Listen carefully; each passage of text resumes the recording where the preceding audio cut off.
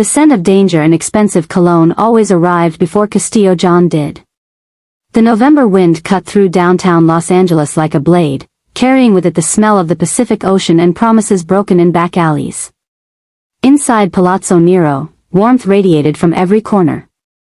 Crystal chandeliers cast golden light across marble floors polished to mirrors. The murmur of conversation mixed with soft jazz floating from speakers hidden in the walls. Sheri Vickrey moved through the crowd with practiced invisibility. Her black uniform was crisp, her dark hair pulled back in a sleek ponytail. At 29, she'd mastered the art of being present without being seen.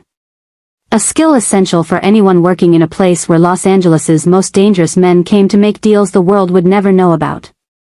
She refilled champagne glasses, removed empty plates, kept her eyes down, though she saw everything. The nervous real estate mogul in the corner booth. The tech CEO who paid in cash for things that didn't exist on receipts.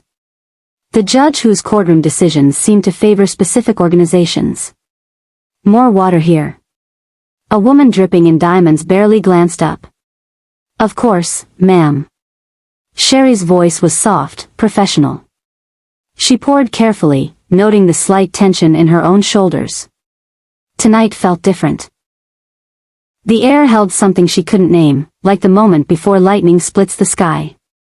Across the dining room, Castillo John commanded attention near the corner table. At 35, he didn't need to demand respect. People simply gave it. Tall, broad-shouldered, sharp-suited, his presence filled whatever space he occupied. The serpent tattoo coiling up his neck caught candlelight, seeming to move with each breath. He ran legitimate businesses on paper. Real estate development, import-export, restaurants. But Sheri knew, like everyone in this room knew, that Castillo John's real power came from shadows the law couldn't reach. Criminal networks, territorial control, infrastructure built on violence and silence. She'd worked at Palazzo Nero for 5 years, just another face among the staff. She needed this job, needed the stability, needed to stay invisible in a city where asking too many questions got you disappeared. She needed to remain a ghost, untethered to anyone, unknown to everyone. That invisibility was her protection. That invisibility was her prison. But tonight, invisibility was about to shatter. Sheri. Marcus, the floor manager, appeared at her elbow. His face carried worry lines deeper than usual. Table 7 needs service. Now. The corner table. Castillo John asked for you specifically. Sheri's pulse quickened. He doesn't know my name. He does now. Go. Don't make eye contact. Don't speak unless spoken to. And for God's sake, don't mess this up. The fear in Marcus's voice was palpable. He understood something she didn't yet understand. He understood that being chosen by Castillo John meant stepping into a world you couldn't step back out of. She approached with water and menus. Her face was a mask of pleasant neutrality, the same expression she'd perfected over 5 years of invisibility. But underneath, her heart was pounding. Underneath, something was screaming at her to turn around, to walk away, to disappear before she was seen. Castillo John sat with 3 men, all sharp-dressed, all radiating power the way some men radiate sweat. They were watching her with the kind of attention that made her skin prickle. The kind of attention that suggested they were measuring her, calculating her, understanding her as a problem or a resource or both. He didn't acknowledge her presence. Just continued speaking to his lieutenant in Spanish, his voice cold and deliberate, loud enough for her to hear but not loud enough for the rest of the restaurant to catch every word. He was performing for an audience of one. Castillo spoke like he was reading from a script he'd perfected over decades. His words were weapons wrapped in velvet, designed to cut without leaving visible scars. This one is pretty enough, he said in Spanish to his men, his dark eyes never leaving her face as she poured water. But they're always the same. They think they deserve respect just by showing up. They think invisibility is a choice. They think they can survive in a world like this by staying small, by staying quiet, by knowing their place. He paused. Let the words hang in the air between them like poison. People like her need to understand the hierarchy. They need to be reminded that the world doesn't care about their feelings or their dignity or their dreams. They need to know that they exist only because we allow them to exist. That they're useful only as long as they're obedient. That their entire world can disappear the moment they stop being convenient. The men around the table laughed. It was the kind of laugh that had preceded violence for generations. It was the laugh of men who believed they were untouchable, who had never encountered anyone willing to stand up to them and survive it. Castillo leaned back in his chair and looked directly at Sheri, his dark eyes assessing, measuring, hunting. When he spoke, his voice dropped to something that was almost intimate, almost conversational. You understand what I'm saying, don't you? You know your place. That's why you're still alive. That's why you're still useful. That's the only reason anyone like you survives in a world like ours. You accept the hierarchy. You accept that you don't matter. And that acceptance is the only currency that keeps you breathing. He lifted his champagne glass and smiled at her, and it was the smile of a predator who just decided what to do with his prey. Sheri's hand trembled slightly as she set down the water pitcher. Every instinct she developed over a lifetime of survival screamed at her to stay silent, to accept the humiliation, to let it wash over her like rain and move forward. That's what invisibility demanded. That's what survival looked like when you were surrounded by predators. You made yourself small. You made yourself forgettable. You made yourself less than human, and in that process, you became untouchable because no one could kill something that wasn't fully alive. But something in her broke in that moment. Something that had been held together by fear and necessity and the weight of 12 years of secrets finally shattered. Something inside her that had been screaming since her father died suddenly found a voice. She looked up from the water pitcher. She met Castillo John's eyes directly. And she saw something in his expression shift. She saw his confidence flicker. She saw him register surprise, and that surprise was enough. You don't own me, she said. Her voice was quiet, but it carried the weight of every moment she'd spent disappearing, every moment she'd accepted humiliation, every moment she'd pretended to be less than she was. 3 words. 3 simple words that rewrote everything. The restaurant went absolutely silent. The kind of silence that precedes earthquakes. The kind of silence where you can hear the moment the world shifts on its axis. Conversations died mid-sentence. Silverware stopped moving. Even the jazz seemed to pause, as if the universe itself was holding its breath. Castillo's expression didn't change, but his entire body went still. The men around him stopped breathing. The other diners turned slightly, trying to understand what had just happened, knowing that something fundamental had shifted but unable to comprehend the magnitude of it. Castillo set down his champagne glass very slowly.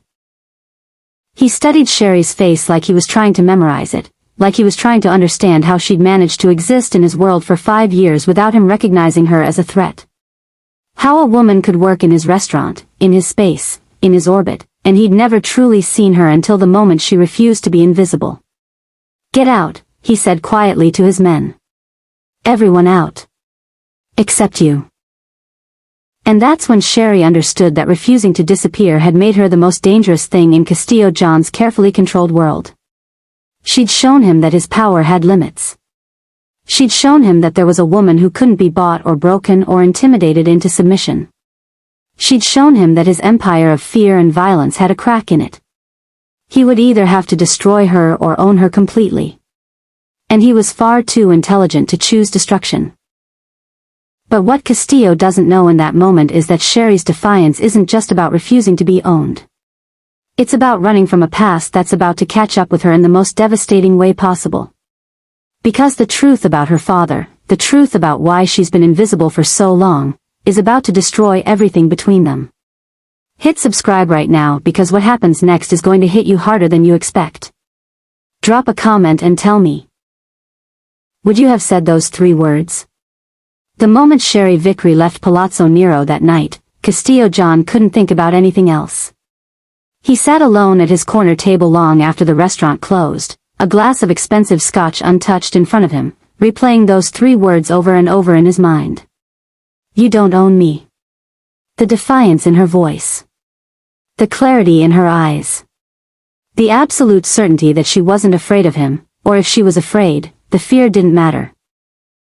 She'd spoken anyway. In 35 years, no one had ever spoken to him like that. No one had ever looked at him and refused to disappear. By the next morning, Castillo had assigned June, his tech specialist, to investigate Sheri Vickrey. June was the best at what he did, which meant finding information in places that officially didn't exist. Castillo expected a simple profile. A background check. Financial records. The usual infrastructure of a person's life laid out in neat rows of data. What June found was something that made even him pause. Sheri Vickrey's records were a black hole before age 16. Nothing. No school records, no social security activity, no driver's license, no trace of her existence before she appeared in Los Angeles 5 years ago. It was as if someone had systematically erased her from the world and then carefully, methodically, rebuilt her from nothing. June presented the findings to Castillo in his office, speaking quickly, professionally, but Castillo could hear the confusion underneath. Most people left traces. Most people couldn't disappear without leaving breadcrumbs. But Sheri Vickrey had managed it. She'd managed to become a ghost, and then she'd managed to become visible again, but only in the most controlled, minimal way possible. Castillo decided he needed to understand her. Not just her background, but her present. Her routines. Her patterns. The way she moved through the world. He assigned 2 men to watch her. Discreetly. They reported back daily with meticulous detail. She lived in a small apartment in Long Beach, nothing fancy, nothing that drew attention. She had no friends, no visitors, no social life. She worked her shifts at Palazzo Nero with the same practiced invisibility she'd perfected over 5 years. And then she disappeared into her apartment and emerged only to go to coffee shops near the harbor, where she sat for hours reading. Philosophy books. History. Economics. Poetry.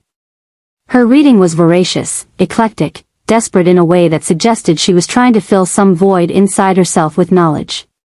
Castillo began to understand that Sheri wasn't just running from something. She was running towards something. She was building a version of herself so complete, so intellectually self-sufficient, that she would never be vulnerable again. She was constructing a prison and calling it safety. The obsession consumed him. He couldn't focus on business. He found himself asking June for more information, then more, then more. Every detail became a puzzle piece he needed to fit into place. Who was she before age 16? Why had she disappeared? Where had she been? What had happened that made her decide invisibility was the only acceptable way to live? And underneath all of it, a darker question began to form. A question that scared him because he didn't understand the answer. Why did it matter so much? Why couldn't he stop thinking about a waitress who told him he didn't own her? Why did her defiance consume him more completely than any acquisition or conquest ever had? By the 3rd week of investigation, Castillo understood that his obsession had become dangerous. The kind of dangerous that couldn't be controlled by logic or reason. The kind of dangerous that demanded resolution, no matter what that resolution might cost him. The penthouse on the 42nd floor existed in a different world from the one most people inhabited. Floor-to-ceiling windows wrapped around the entire space, offering a view of Los Angeles that made the city look like something Castillo had designed himself. Everything was expensive. Everything was calculated. The furniture was minimalist, chosen by someone with taste and restraint. The art on the walls was museum quality. The lighting was perfect. But nothing was warm. Nothing invited comfort or lingering. This wasn't a home. It was a monument to power. Sheri was brought to the penthouse on a Tuesday night. Castillo's men had come to her apartment in Long Beach with quiet efficiency. They didn't threaten her. They didn't need to. She understood immediately what was happening and who had sent them. She'd known it was coming the moment she saw Castillo's expression change at Palazzo Nero. When they arrived, Castillo was waiting for her. He stood at the windows overlooking the city, his silhouette sharp against the lights below. He didn't turn around immediately. He let her stand in the doorway for a long moment, let her absorb the scope of the space, let her understand what it meant that she was here. Finally, he turned. His expression was unreadable. "You're here for your own protection," he said. "After your performance at the restaurant, you've made enemies. Powerful people don't appreciate being challenged in front of their associates. I'm offering you shelter. A place where no one can touch you. A place where you can disappear completely." Sheri understood the lie beneath the words. She wasn't here for protection. She was here because Castillo John didn't accept defiance. He accepted only submission or possession, and he was intelligent enough to recognize that destroying her would be a waste. So he'd chosen to own her instead. For 3 days, she refused to speak to him. She moved through the penthouse like a ghost, sitting at the floor-to-ceiling windows and looking out at the city that suddenly felt very far away. Castillo had meals brought to her. He gave her access to his library, his entertainment system, everything she could possibly want except the one thing that mattered, freedom. She was trapped in a beautiful cage, and the beauty of the cage made the imprisonment somehow worse. On the 4th evening, Castillo came home and found her in his library. She was sitting on the floor surrounded by books, lost in a volume about the history of organized crime. He stopped in the doorway, watching her. In that moment, she looked less like a prisoner and more like someone who was genuinely searching for something. "What are you reading?" he asked. His voice was different than she'd expected. Not cruel. Almost curious. Sheri looked up. She didn't answer immediately. Then, finally, history. Understanding how people like you operate. Trying to comprehend the architecture of power and violence. Castillo moved further into the library and sat down across from her. He picked up one of the books scattered around her. "What do you think you'll find?" "The truth," she said. "Or as close to it as any book can offer." Something shifted between them in that moment. Castillo began to ask her questions about what she was reading. Sheri, perhaps because she was trapped and had nothing left to lose, began to answer honestly. They talked through the evening about books and languages and the nature of survival. Castillo discovered that she spoke 5 languages fluently, each one with native-level accent precision. She had a photographic memory. She'd read thousands of books. She'd built a life of incredible intellectual depth while remaining invisible to the world.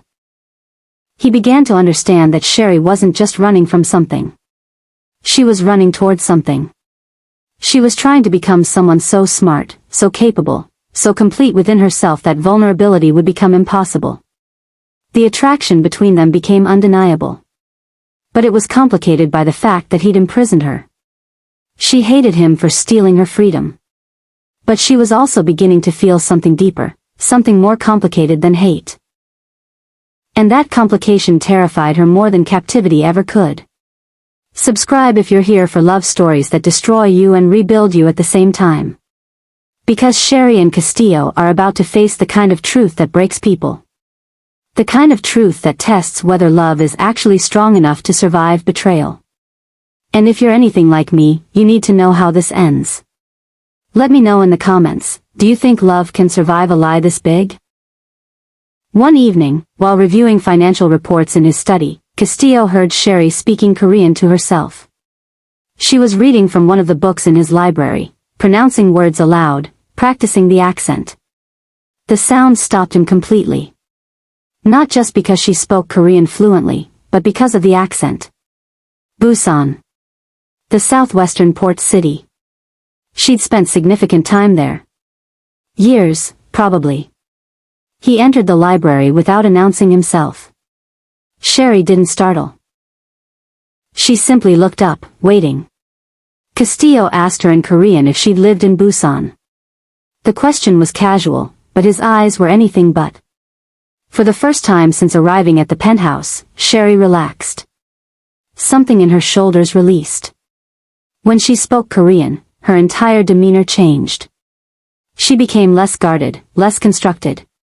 She told him stories about living in Busan, about studying literature at a university there, about the years she spent running before she came to Los Angeles. She spoke about the harbor at dawn. The way the city felt like a place where people could disappear and become new versions of themselves. She spoke about loss in a way that suggested she understood it intimately. Castillo brought in a chef who cooked traditional Korean food. The penthouse kitchen, which had been sterile and unused, suddenly filled with the smell of fermented vegetables and slow-cooked meats. They shared meals together in the dining room overlooking the city, speaking in Korean, and Castillo got glimpses of a version of Sheri that she kept hidden from the world. A version that was vulnerable. A version that had been hurt. A version that had lost something irreplaceable and was still learning how to live with the absence. She told him about her father in fragments. Never a complete story, but pieces that he collected and tried to fit together. A man who was strong. A man who made difficult choices. A man who disappeared when she was young and left her with questions she'd spent years trying to answer through books and languages and the careful construction of a self that didn't need anyone. One evening, after wine had loosened the careful boundaries they maintained, Castillo told Sheri about his own childhood. He spoke about his father's expectations. The weight of inheriting an organization. The pressure to be ruthless, to be strong, to never show weakness.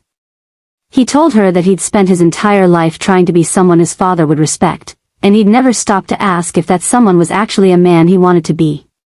Sheri was quiet for a long moment. Then she asked him something that seemed simple but cut to the heart of everything. Is he proud of you? Castillo realized he didn't know the answer.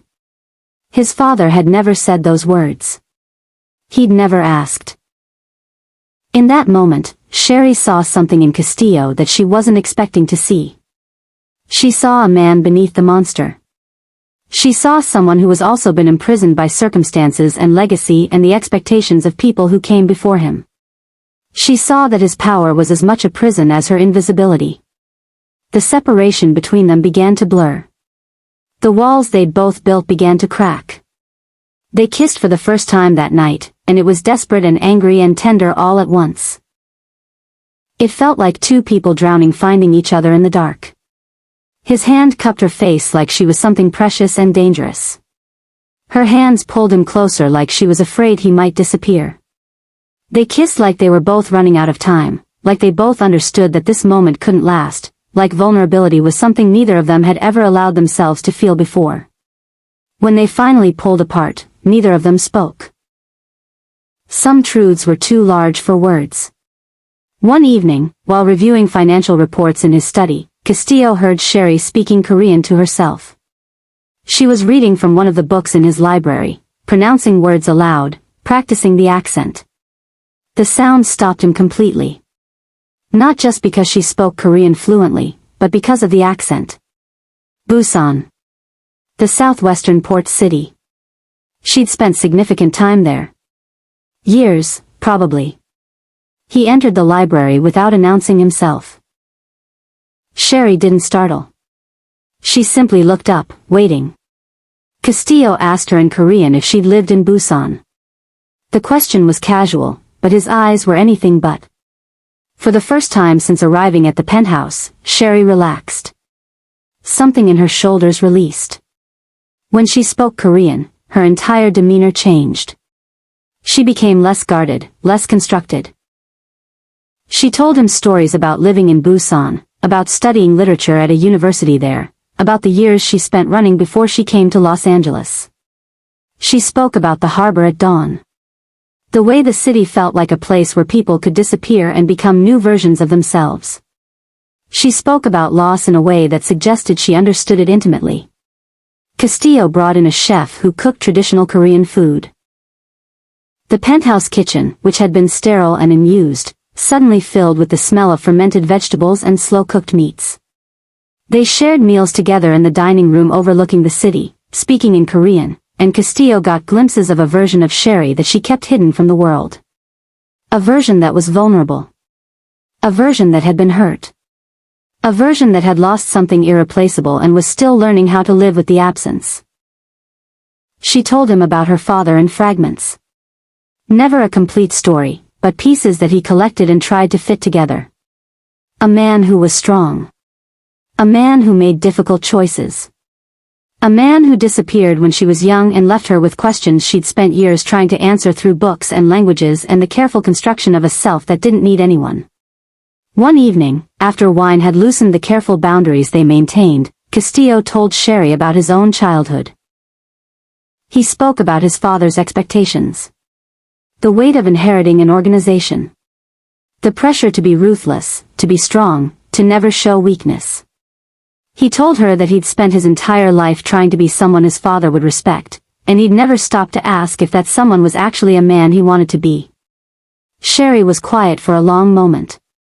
Then she asked him something that seemed simple but cut to the heart of everything. Is he proud of you? Castillo realized he didn't know the answer. His father had never said those words. He'd never asked. In that moment, Sheri saw something in Castillo that she wasn't expecting to see. She saw a man beneath the monster. She saw someone who was also been imprisoned by circumstances and legacy and the expectations of people who came before him.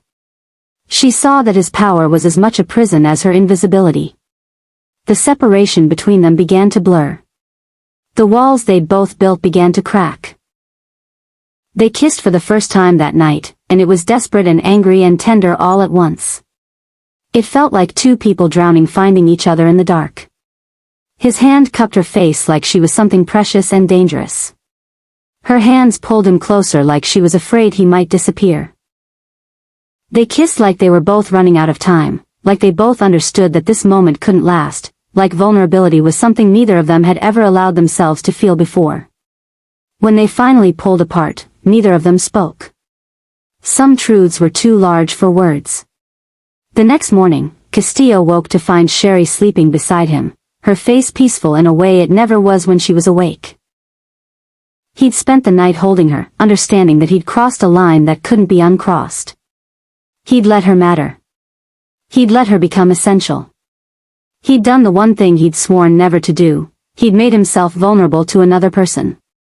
He was still watching her sleep when June arrived at the penthouse, his expression urgent in a way that made Castillo's chest tighten with dread. They met in Castillo's study. June didn't waste time with pleasantries. He'd broken through Sheri's digital wall. He'd found records from before Los Angeles. Documents from Busan. Identification papers. School records. Everything that had been erased was suddenly visible again. And most importantly, he'd found something that made Castillo's blood go cold. Sheri's real name wasn't just Sheri Vickrey. Her full name was Sheri Marcus Vickrey. Marcus was her father's name. June laid out the timeline with clinical precision. Marcus Vickrey worked for Castillo's organization for 12 years. He was an enforcer. Respected. Trusted. Valued. 12 years ago, Marcus disappeared from Los Angeles. His body was never found, but the organization assumed he'd been dealt with. Standard procedure for someone who'd betrayed the family. Sheri was 16 years old when her father disappeared. She dropped completely off the grid. She reappeared in Busan, where she lived under an assumed name for years.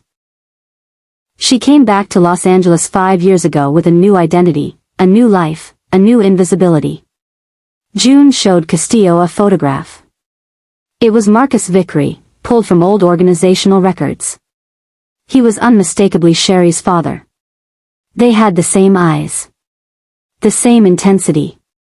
The same way of looking at the world, like they were measuring it and finding it lacking. The resemblance was so obvious that Castillo wondered how he'd missed it before. Castillo's entire body went cold. Ice water in his veins. His heart became a stone in his chest. He looked toward the bedroom where Sheri was still sleeping. She'd been sleeping in his bed. He'd been falling in love with her. And she was the daughter of a man he'd killed. He remembered it clearly. Remembered Marcus Vickrey standing in front of him, hands raised, explaining something about theft, about the organization, about reasons that Castillo hadn't bothered to listen to because Marcus had broken the rules and broken rules required consequences. Castillo had pulled the trigger without hesitation. Without question. Without ever asking why Marcus Vickrey had stolen in the first place. Castillo left the penthouse without saying a word to Sheri. He couldn't look at her. Couldn't trust himself not to do something he couldn't take back. He went to his office in the downtown high-rise and pulled his records. The physical files that his father had kept. The ledger of executions and betrayals. There it was, in his father's handwriting, Marcus Vickrey was stealing. Dealt with by C.J. 3 initials. Castillo John. That's all it took to erase a man's entire life. That's all it took to reduce a human being to a notation, to a line in a ledger, to an assumption that the son would handle the problem without questions, without investigation, without ever asking why. Castillo stared at those words until they stopped making sense. Until the office around him began to dissolve. Until all he could see was Sheri's face and the realization that his love for her was built on the corpse of her father. Castillo came back to the penthouse at 2 in the morning. The gun was heavy in his hand, familiar in a way that made him sick. His eyes were dark, his entire body radiating controlled fury that he could barely contain. He moved through the space like a ghost, like a man who'd already died and was simply going through the motions of living. Sheri was sleeping in his bed. Their bed. She looked small beneath the expensive sheets, vulnerable in a way she never allowed herself to be when conscious. Castillo stood over her with the gun in his hand, and he had to physically stop himself from pulling the trigger. He stood there for what felt like hours, watching her sleep, understanding that this moment was where everything ended. He couldn't do it. Even with the gun in his hand, even with the rage consuming him, he couldn't destroy her. But he couldn't leave either. He was paralyzed between vengeance and love, between the man his father had raised him to be and the man he wanted to become. Sheri woke slowly. Her eyes opened, and in the darkness she saw him standing over her with the gun. She didn't scream. She didn't run. She didn't beg or plead or try to negotiate. She simply looked at him with absolute clarity and said, "You know who I am." It wasn't a question. It was a statement of fact. Castillo's hand trembled. His voice, when he spoke, was barely recognizable as his own. "Do you know what your father did?" Sheri sat up slowly, the sheets falling away from her body. She looked at the gun, then at his face, then she began to speak. And as she spoke, the walls that had held her together for 12 years came down completely. She told him everything. She told him about her father discovering the trafficking operation. About Marcus realizing that the organization he worked for wasn't just moving money and drugs, but people. Vulnerable people. Women and children. People without power or protection or anyone to fight for them. She told him about Marcus moving money and resources to shut it down from the inside. About her father trying to dismantle the operation piece by piece, trying to save lives while maintaining his cover. She told him that when Castillo's people came for her father, Marcus was already dying. Cancer in his bones. Weeks to live, maybe less. The doctors had given him a timeline measured in days. Her voice broke as she told him that Marcus didn't run because he was weak. He didn't hide because he was cowardly. He fought because there were people being hurt. People being trafficked. People whose lives Castillo's family was destroying. She told him that Marcus Vickrey was the strongest person she'd ever known, and he died trying to stop monsters. Castillo set down the gun. His hands fell to his sides. He couldn't move. He couldn't think. He couldn't process the magnitude of what she was telling him. He'd spent 12 years carrying the weight of what he thought was a necessary action. 12 years believing he'd done his duty, executed a traitor, protected the organization. But he'd just discovered that he'd killed a hero. Worse, he'd killed a hero while protecting the very monsters that hero was trying to stop.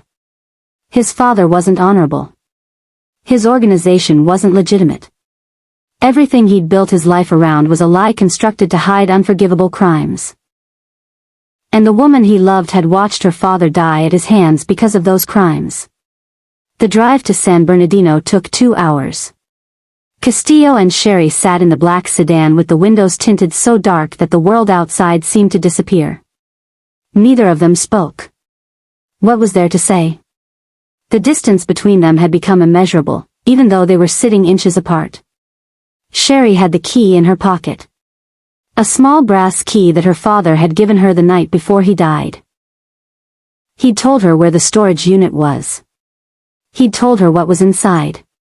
He'd told her to wait until she was ready to use it, to understand that opening that door meant opening a war that couldn't be stopped once it started. She'd been 16 years old. She'd been terrified. She'd run to Busan instead of opening that door. The storage unit was in a facility that specialized in anonymity. No questions asked. No surveillance. Just climate-controlled boxes where people stored the secrets they couldn't keep at home. Sheri used the key, and the door rolled up to reveal a space filled with metal boxes and file holders. Everything Marcus Vickrey had collected was organized with meticulous precision. Documents. Video recordings. Photographs. Financial records. Everything that proved Castillo's father and uncle had been moving people through a network that extended up the entire California coast. Castillo began going through the evidence methodically, like he was reading the confession of his own family's sins. As he went deeper, the scope of what his family had been hiding became clear. Not dozens of victims. Hundreds. Maybe thousands over the years. Young women. Children. People with no power, no protection, no one to fight for them. His father hadn't just run the operation. His uncle had expanded it, made it more efficient, more profitable. They'd been doing this for 20 years. 20 years of systematic destruction hidden beneath the veneer of legitimate business. There were photographs. Women in holding facilities. Children with eyes that had already died inside their bodies. Financial records showing transactions that weren't about business but about the sale of human beings. Video recordings of his uncle negotiating prices with buyers.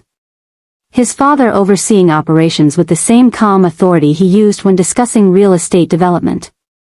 Castillo realized, standing in that storage unit in San Bernardino, that his entire position of power was built on a foundation of protecting the worst criminals he could possibly imagine. His pride in running a clean, efficient organization, his sense of honor, his belief that he was better than the men who came before him, all of it was built on lies. All of it was protecting people who preyed on the vulnerable. He understood why his father had kept the operation hidden from him. Not to protect him, but to ensure his loyalty through ignorance.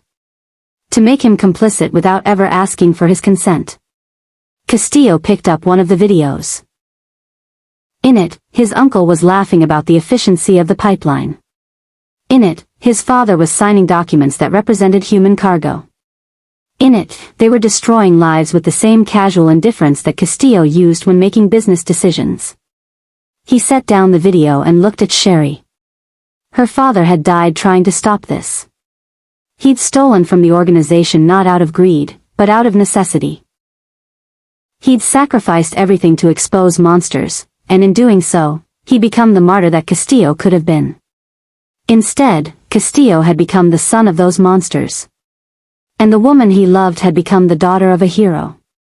They drove back to Los Angeles in silence, the storage unit evidence secured in the trunk of the sedan. The city lights appeared on the horizon like a promise they both knew would come with a devastating price. Castillo pulled the car into the penthouse garage and turned off the engine, but neither of them moved. The moment they stepped out of this car, everything changed. Everything ended. Sheri spoke first. We have to burn it all down. Not just your uncle's operation. All of it. Palazzo Nero. The money laundering. The drug trade. Everything your father built. Castillo's hands gripped the steering wheel. He understood what she was asking. He understood the magnitude of what she was proposing. Burning down the empire meant destroying his family. Meant becoming a traitor in the eyes of the only world he'd ever known. Meant losing everything he'd spent his entire life building. His father will never forgive you, Sheri said quietly. Your uncle will want you dead. Everyone you've ever known will consider you an enemy. I know, Castillo said. The words felt like they were coming from someone else. Someone stronger than him. Someone capable of sacrificing everything. Sheri reached across the console and took his hand. The legacy you're inheriting isn't worth preserving. It's built on blood and suffering. On the destruction of people who had no way to fight back. The only way to honor my father's memory is to finish what he started. To actually stop the monsters, not just pretend they don't exist. They went to the FBI together. Castillo's lawyer negotiated immunity in exchange for testimony and evidence. What followed was a meticulous process of gathering documents, working with undercover federal agents, laying traps for his family. Castillo became a weapon pointed at the heart of the organization he'd spent his entire life protecting. It was during those weeks of working together that everything shifted between them. They weren't just lovers anymore. They were partners in a war against the people who'd created them. As they worked through the evidence, as they sat in federal offices reviewing recordings and financial documents, their love deepened into something unbreakable. They weren't falling in love with each other. They were building something together that was bigger than either of them. Something that mattered more than survival or comfort or safety. They were building a future where the monsters couldn't hide anymore. Where the victims would finally have justice. Late one night, reviewing documents in a safe house, Castillo told Sheri something he'd never told anyone. I want to be a man your father would have respected. I want to be someone who fights for people instead of exploiting them. I want to spend the rest of my life making amends for the life I've lived. Sheri looked at him with tears in her eyes. My father would have seen that you're trying. That you're choosing to be better than the men who raised you. That matters, Castillo. That matters more than you know. They kissed in that safe house, surrounded by evidence of their family's crimes, and it felt like the beginning of something redemptive. Not forgiveness. Castillo would never forgive himself for killing Marcus Vickrey. But something close to it. Something like the possibility of building a life that honored the man she'd lost. The empire that had seemed so invincible was about to crumble. And from its ashes, they would build something clean. The abandoned warehouse in San Bernardino was exactly the kind of place where Castillo's family conducted business. Isolated. Forgotten. The kind of location where deals were made that would never appear in any ledger. Castillo's father arrived with his uncle, both men moving with the absolute certainty of people who'd never faced consequences for anything they'd ever done. They didn't notice the federal agents positioned outside until it was too late. Castillo stood in the center of the warehouse with Sheri beside him. She was holding the evidence, the photographs, the financial records, the video recordings. Everything Marcus Vickrey had died collecting.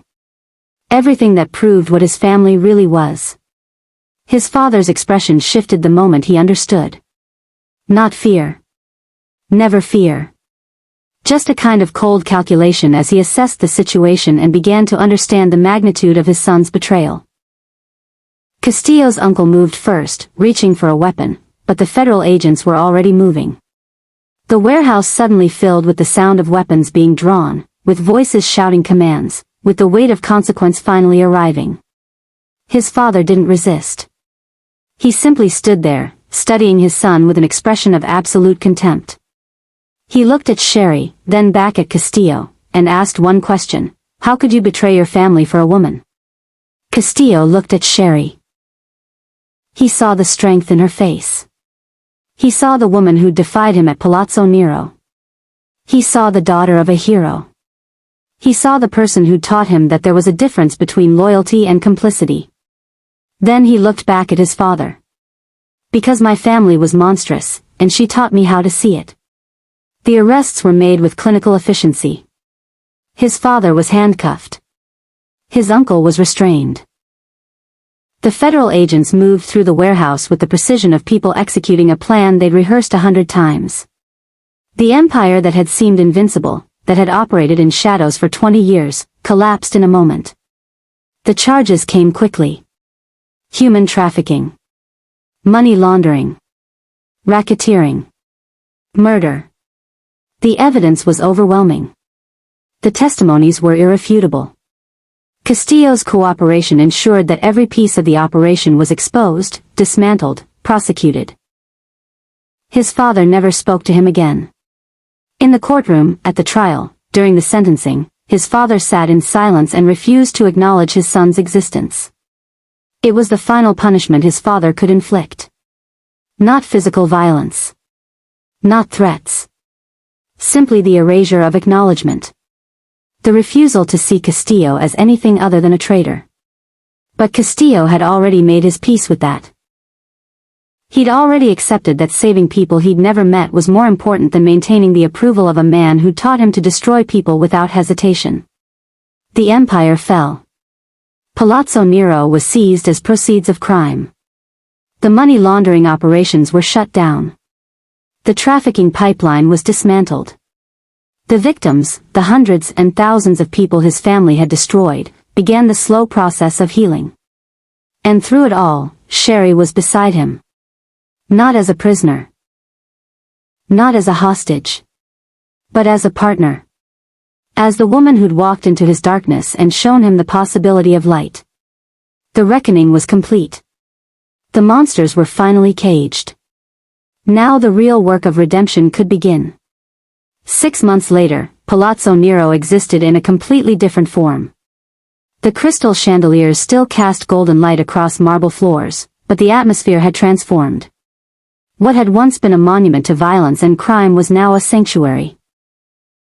A restaurant and foundation dedicated to helping survivors of human trafficking rebuild their lives. The name remained the same, but everything it represented had changed completely. Sheri ran the foundation from an office on the second floor. She worked with survivors, helped them rebuild their identities, their confidence, their shattered lives. She did the work her father had died trying to accomplish. She moved through the space with purpose now, no longer invisible but fully present. The women and men she helped knew her name. They knew her story. They knew that she understood what it meant to lose everything and have to rebuild yourself from nothing. Castillo ran the restaurant. He'd learned to build something legitimate, something that was actually beautiful instead of just looking beautiful.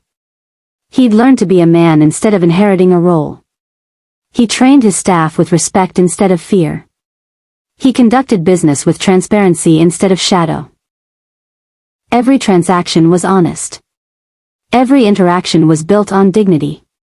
They were married on a Tuesday evening at the edge of the Pacific Ocean in Malibu. Not in a grand ceremony with hundreds of people watching. But in a quiet moment with just a few people they trusted. Sheri wore a simple white dress. Castillo wore a dark suit. They exchanged vows that acknowledged the blood between them, the father he'd killed, the trauma they'd survived together, and the commitment to building something better. On the opening day of the rebuilt foundation, Sheri found Castillo standing in front of a photograph they'd hung on the main wall. It was Marcus Vickrey. Not the file photo from organizational records. But a photograph Sheri had found among her father's belongings. Marcus smiling. Marcus alive. Marcus before everything was taken from him. It was a memorial to a man who died trying to stop monsters. Castillo put his arm around Sheri and pulled her close. Your father won, he said quietly. It took 12 years and his daughter falling in love with the man who killed him, but he won. We broke the cycle.